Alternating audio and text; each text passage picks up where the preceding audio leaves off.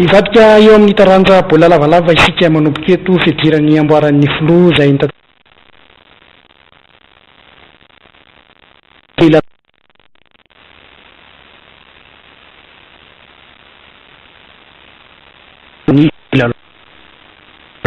no ndrombaka ny amboara ity lalao famarana fiadina ny amboaran'ny filoha ity resiny tamin'ny isa 420 idiana.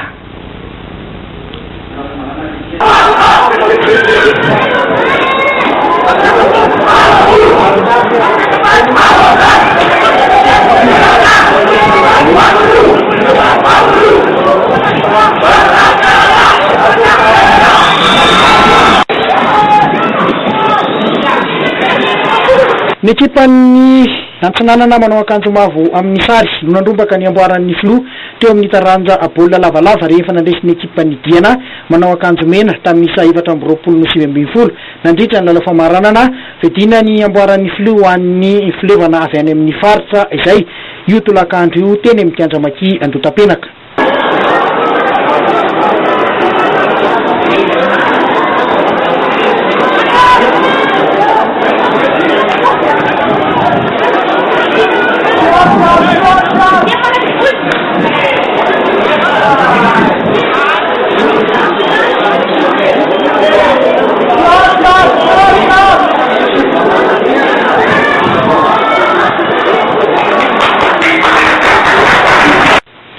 Azo lazaina ho nifantatra tsara ny lalaon'ny rotota tamin'ity lalao famarana ity teo amin'ny fizarapotona voalohany dia zareo avy any Diana no nitahika tamin'ny isa 5 noenina.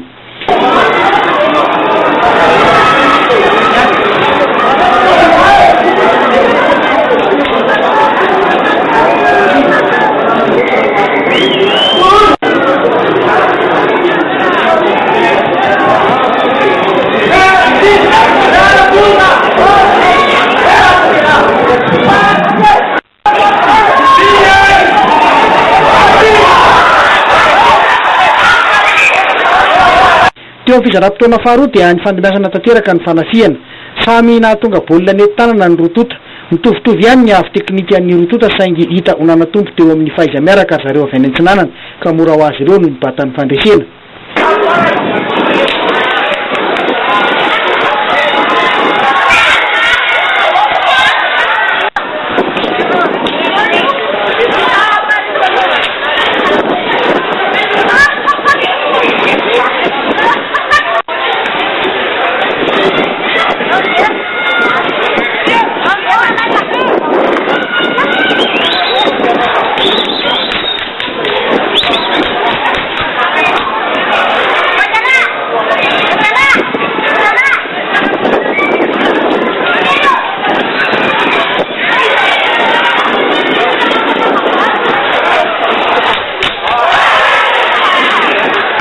Noho ny olana eo amin'ny kianja dia mbola tsy fantatra ny fotoana anaovana ny lalao famarana ho an'ireo filevana eto Analamanga izay ikatrohan'ny FTM Manjakaray sy ny Savonnerie Tropicale ory zareo avy eo amin'ny Malagasy Rugby.